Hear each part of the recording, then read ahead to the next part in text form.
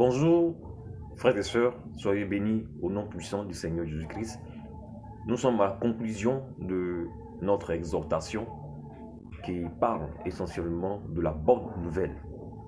Vous avez suivi la première partie et vous avez suivi la deuxième partie et nous sommes dans la dernière partie qui est la troisième partie. Alors, la synthèse, la conclusion que nous apportons aujourd'hui et qui est l'élément essentiel que vous êtes censés retenir pour comprendre réellement de quoi il s'agit quand on parle de la bonne nouvelle et pourquoi la bonne nouvelle et qu'est-ce que la bonne nouvelle procure ou doit procurer à ceux qui s'attendent à la bonne nouvelle. Quand nous revenons à Ésaïe 61, au verset 1, dont je relis pour amener certaines observations à être observées, la parole de Dieu dit: l'Esprit du Seigneur l'Éternel est sur moi, car l'Éternel m'a oint pour porter de bonnes nouvelles aux malheureux. Il m'a envoyé pour guérir ceux qui ont le cœur brisé, pour proclamer aux captifs la liberté et aux prisonniers la délivrance. Alors, ce que vous, qui êtes le peuple et les enfants de Dieu, vous avez droit à comprendre et à retenir, c'est qu'ici, la Bible est carrément claire là-dessus. La bonne nouvelle doit procurer quoi? Comme c'est dit ici dans le verset, elle doit procurer d'abord le bonheur. Elle doit procurer la guérison. Elle doit procurer la liberté. Pourquoi ces détails? Je vous explique. Par la tromperie de Satan, à l'époque, au temps de Adam et Ève, Satan nous rendait coupables d'un fait que nous venons de commettre. Sinon, par nos aïeux, Adam et Ève, donc par le gaucher, nous qui sommes sortis, nous qui sommes descendants d'Adam et Ève, nous devenons aussi coupables du simple fait que nous sortons des entrailles d'Adam et de Ève. Et comme Satan nous a rendus coupables, nous étions condamnés. Et condamnés à être sous l'influence du malheur, du mal, de la souffrance, en un mot, du péché. D'où le Seigneur, par sa grâce, voulant nous amener encore à une grâce, puisqu'au départ, on avait une grâce qu'on a perdue par la présence du diable. Donc, voulant nous ramener encore à profiter de cette même grâce, le Seigneur nous apporte Jésus, qui vient mourir à la croix afin de nous donner la liberté pour que nous puissions bénéficier de ce droit qu'il nous avait donné avant par Adam et Ève et que l'on avait perdu par Adam et Ève. Quand on parle ici de bonheur, nous devons comprendre par là que le simple fait d'accepter la bonne nouvelle, nous devons sentir le bonheur. Nous devons vivre le bonheur. Nous devons manifester même le bonheur. Parce que celui qui l'acquiert reçoit la délivrance. Celui qui reçoit le bonheur est dans la joie. Celui qui a le bonheur est en paix. Il n'a pas de soucis.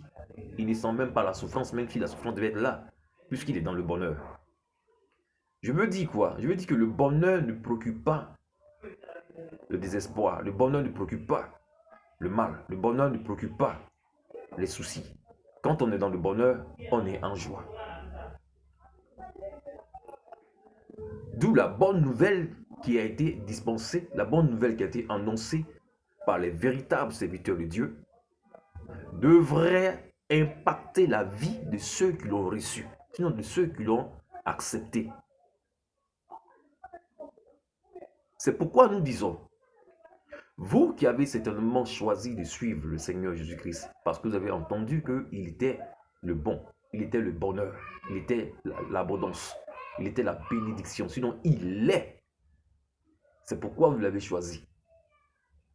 en disant il était, vous ne l'avez pas encore reçu. Maintenant que vous l'avez connu, vous découvrez ce qu'il est.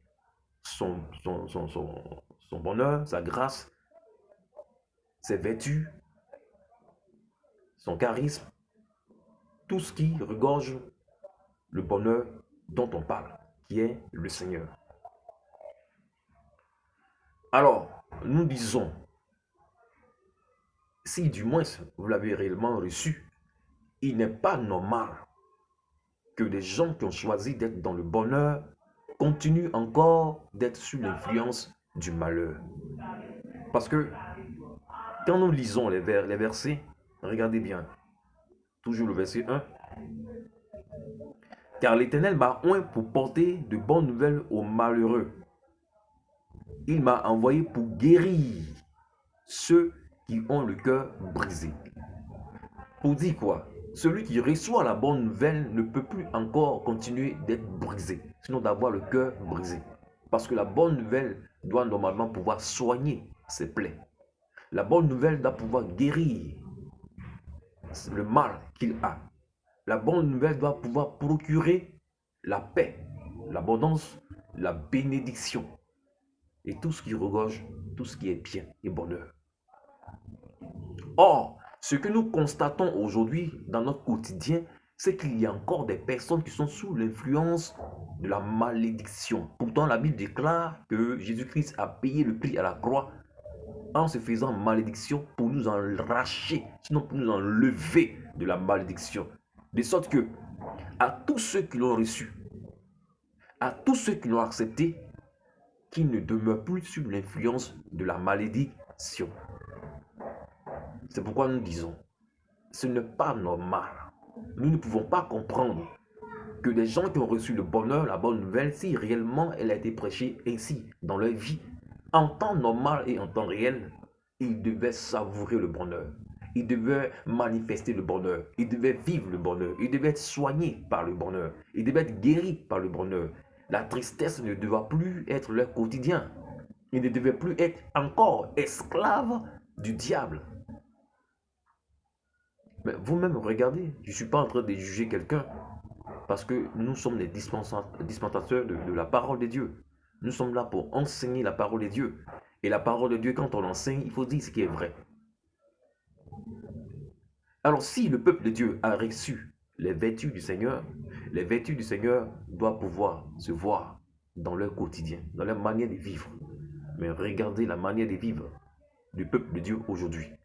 Des gens qui peuvent se permettre réellement d'être encore la vieille personne qu'ils étaient. Sont-ils réellement, comme le dit la parole de Dieu, nés de nouveau? Parce que quand on naît de nouveau, on acquiert une nouvelle vie. Mais la différence ici, c'est que la nouvelle vie qu'on acquiert n'est pas encore la vie mondaine, mais elle est une nouvelle vie en Jésus. D'où la conversion. Voyez-vous, je ne vais pas rentrer dans les détails des mots que j'emploie parce que ce sont des thèmes que nous allons aussi vous partager. Nous allons vous dire ce que c'est la conversion. Nous allons vous dire ce que c'est donner sa vie à Jésus. Toutes ces choses, nous allons vous les révéler. C'est ça le rôle d'un homme de Dieu. C'est ça le rôle d'un homme de Dieu, éclairer le peuple de Dieu pour leur montrer le droit chemin dans le Seigneur afin de les pousser jusqu'à ce qu'ils puissent atteindre le salut. Et le rôle d'un homme de Dieu, c'est de se préoccuper de la vie du peuple de Dieu. Ce n'est pas de regarder dans leur poche. Ce n'est pas de regarder combien de dîmes ou offrandes qu'ils ont eues dans la journée. Ce n'est pas de venir faire des quêtes ou de venir essentiellement parler seulement de bénédiction, élévation, alors que le monsieur, il y a une plaie dans sa vie. Il y a un mal qu'il faut enlever. Si on doit seulement avoir les bénédictions pour se retrouver après en enfer, ça sert à quoi d'aller à l'église? Ça sert à quoi? C'est pourquoi nous avons un thème qui dit quel est le but de notre existence sur terre? Quand vous comprendrez, vous saurez, vous allez suivre ce thème lorsque nous allons le donner à la prochaine fois, vous comprendrez réellement que il faut chercher d'abord à sauver son âme. Et comme le dit la parole de Dieu, le reste va suivre. Tout ça aussi, ce sont des enseignements. Donc, je ne rentre pas dans le développement de cela. Ce que je veux rester, afin que vous puissiez comprendre, c'est que la bonne nouvelle doit procurer à vous, qui l'avez choisi, un changement positif. Ce n'est pas normal. Et c'est inadmissible, du moins, que les gens qui ont choisi d'être dans le Seigneur continuent encore d'être sous l'influence de la malédiction, alors que Jésus-Christ a déjà payé cette malédiction. Posez-vous la question, êtes-vous réellement affranchi? Êtes-vous réellement affranchi? Vous avez réellement reçu la bonne nouvelle, sachant bien que la bonne nouvelle affranchit des ténèbres. Elle nous arrache des ténèbres. Mais ce n'est pas étonnant. C'est parce que les gens n'ont pas réellement véhiculé, n'annoncent pas la parole de Dieu. Ce qui préoccupe les uns et les autres. La Bible nous avait déjà averti pour dire qu'il y a des loups. Ce sont des loups en fait. Ce sont des loups. Comprenez que ce sont des loups. C'est écrit, c'est biblique, je ne l'invente pas. Ce sont des loups qui, après avoir enseigné la parole de Dieu, ils vous réclament un prix. Ils vont vous donner un compte, mais un numéro de compte pour que vous puissiez aller investir là-bas. Je ne suis pas contre ce fait-là. Je ne suis pas contre que quand quelqu'un a annoncé la parole de Dieu, qu'on lui verse quelque chose, là c'est librement que tu le fais. Mais quand on te demande de le faire, quand on te l'impose, ça devient autre chose. C'est ce que nous sommes en train de dire. Parce que le rôle de l'homme de Dieu, c'est de se préoccuper essentiellement de la marche du chrétien. En lui disant la vérité, sans crainte et sans peur. Et en ce qui concerne les grâces, Dieu le permettra. Voyez-vous? Alors, nous vous encourageons. Voyez-vous, quand je viens ici, je ne viens pas pour parler d'une église. Je ne viens pas pour parler pour une communauté. Je ne parle d'aucune communauté. Je ne ferai même pas sortir ça de ma bouche parce qu'aucune communauté n'a le pouvoir de sauver qui que ce soit, quelle que soit son appellation. Le seul qui sauve, c'est le Seigneur Jésus-Christ. Point barre. À part lui, il n'y aura personne et il n'y a personne. Comprenons cela. Et si nous donnons ces efforts pour venir ici, à cette place, pour vous parler, bien aimé, c'est parce que nous sommes dans la fin des temps. Et il est impératif de vous parler de ces choses, afin que quelques-uns puissent se sauver du feu de l'enfer. Parce que c'est ça qui est la vérité. L'évangile du Seigneur, la bonne nouvelle dont on parle, procure la liberté en Jésus. Procure l'abondance en Jésus. La bonne nouvelle guérit les plaies. C'est quoi les plaies ici? Ce sont les foutaises qu'on vous donne dans votre quotidien. Ce sont les moqueries. Ce sont les persécutions. Voyez-vous? Le fait d'avoir le cœur brisé, c'est que vous n'arrivez pas à vous épanouir en fait. Vous n'arrivez pas certainement à obtenir ce dont vous avez besoin, le minimum que vous avez besoin. Et vous cherchez, mais personne ne veut vous le donner. Parce que la nature est devenue méchante. Mais il n'y a que Jésus-Christ seul qui donne. Voyez-vous? Donc c'est toutes ces choses que nous sommes censés vous enseigner pour vous guider afin que tout seul, par la parole de Dieu, vous arrivez à vous agripper au Seigneur et le trouver totalement pour avoir un jour grâce d'être au ciel. Que Dieu vous bénisse. Merci de nous avoir pris de votre temps pour nous écouter. Nous serons là encore pour d'autres vidéos, pour vous exhorter, pour vous édifier et pour vous conduire à Jésus-Christ en devenant des disciples du Seigneur Jésus-Christ. Parce qu'il a dit, allez par toutes les nations et faites de toutes les nations des disciples. Or, pour être disciple, il faut avoir reçu l'enseignement. Et pour faire des disciples aussi, ces enseignements que vous avez reçus vont vous permettre de faire des disciples. Mais combien aujourd'hui d'enfants de Dieu peuvent réellement apporter cela à leurs semblables pour qu'eux aussi puissent donner leur vie au Seigneur? Ils sont rares. Ils sont rares. Voyez-vous? Parce que simplement, la moisson étant grande, il y a peu d'ouvriers. Et de ce qu'il y a peu d'ouvriers, la parole n'est plus véhiculée. Et ceux qui sont censés enseigner le peuple de Dieu se préoccupent, regardent au porte-monnaie, au sac d'argent, au compte des personnes, et ils ont peur d'annoncer la parole de Dieu. Parce qu'ils regardent à l'argent. Et le problème d'argent aujourd'hui va conduire plein de serviteurs de Dieu en enfer. On ne dit pas qu'un homme de Dieu n'a pas droit à bénéficier des grâces du Seigneur. Ce n'est pas ce que nous sommes en train de dire. Mais nous disons que l'essentiel, c'est de faire d'abord pour le Seigneur. Dieu qui nous a appelés à le servir, sait réellement que nous avons des besoins. Il sait réellement que nous avons une femme. Il sait réellement que nous avons des enfants. Il sait réellement que nous avons des familles, des parents, des proches et même de l'église à suivre. Alors pourquoi nous voulons nous presser à amasser, à mentir, à dire du n'importe quoi au peuple de Dieu pour qu'il soit captivé à nous suivre, afin de pouvoir encore ruser pour les dépouiller. Pour les dépouiller. Malheureusement, parmi vous, il y en a qui aiment se faire dépouiller. Parce que quand on regarde aujourd'hui le simple fait de voir des personnes qui sont endoctrinées, on a vraiment mal au cœur. Quand on voit des loups qui se font passer pour des hommes de Dieu, alors qu'ils sont des hommes de Satan, qui lorsqu'ils prient pour les fidèles du Seigneur, des gens qui étaient censés être des fidèles du Seigneur, deviennent par ignorance des fidèles de Satan sans le savoir, par la participation. Quand vous voyez des faux serviteurs de Dieu, mais qui sont des vrais serviteurs du diable, qui peuvent mettre en rang des innocents, qui ont soif de la parole de Dieu, qui ont besoin de la parole de Dieu pour grandir, pour croître et avoir un jour à se sauver du feu de l'enfer. Ces gens se font tromper par ce serviteur de Satan. Et qu'est-ce qu'ils font?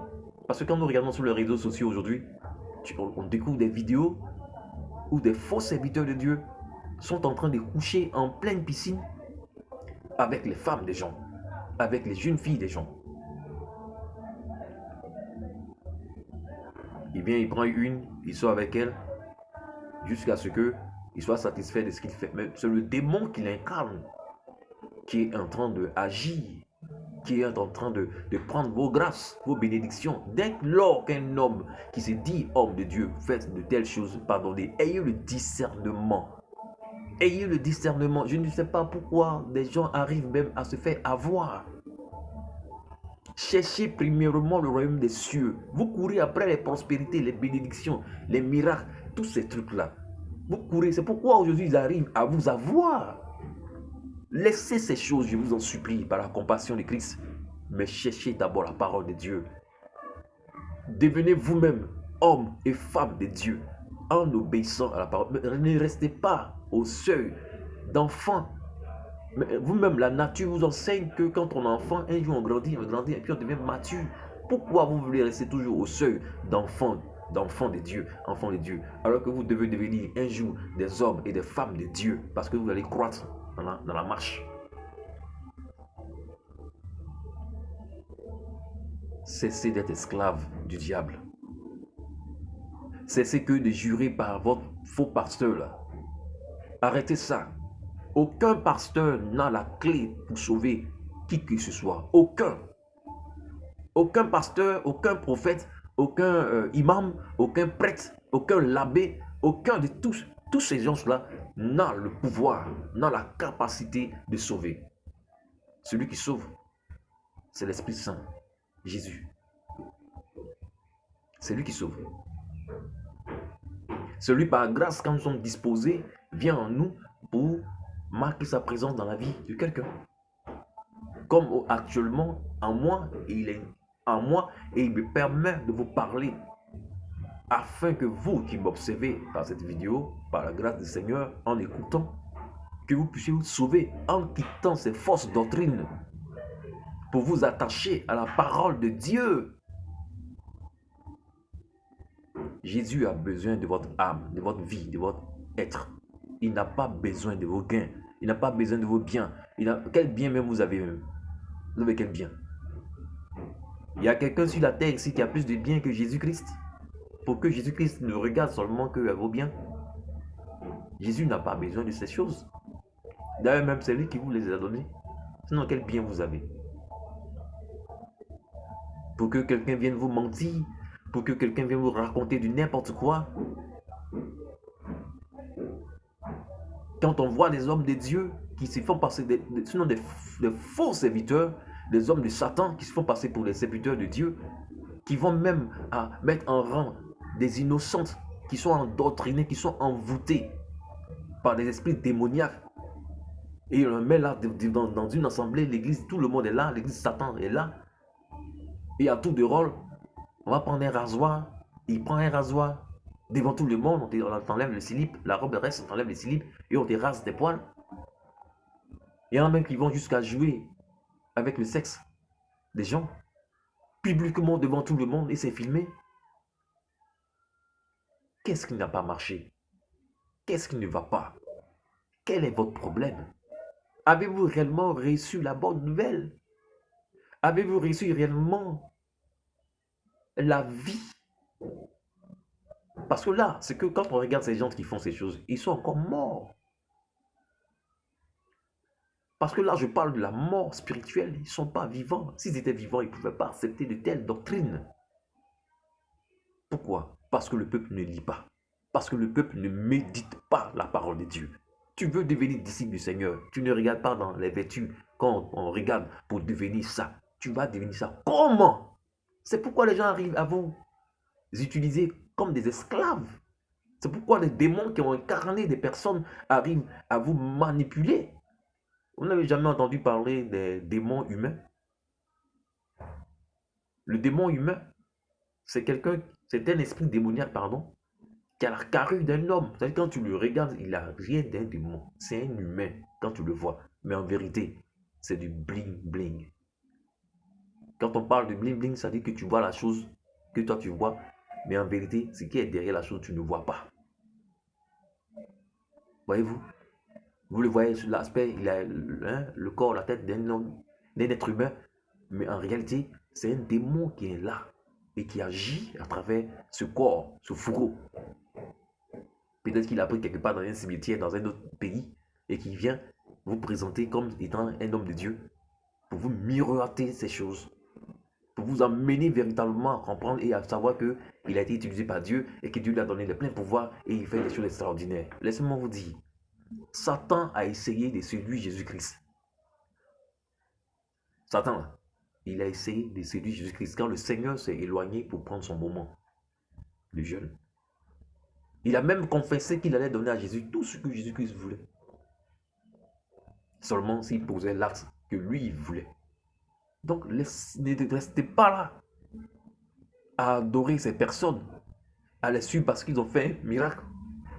Qui vous dit que le diable ne fait pas la séduction? Le diable, c'est un séducteur. Donc, il copie. Moi, j'appelle ça la photocopie. Il sait bien le faire. Je vous en supplie. Quand on reçoit la bonne nouvelle, on doit être dans le bonheur. Alors, cessez de vous manipuler. Cessez d'être des esclaves alors que vous avez reçu d'être affranchis. Cessez de souffrir inutilement. Que Dieu vous bénisse.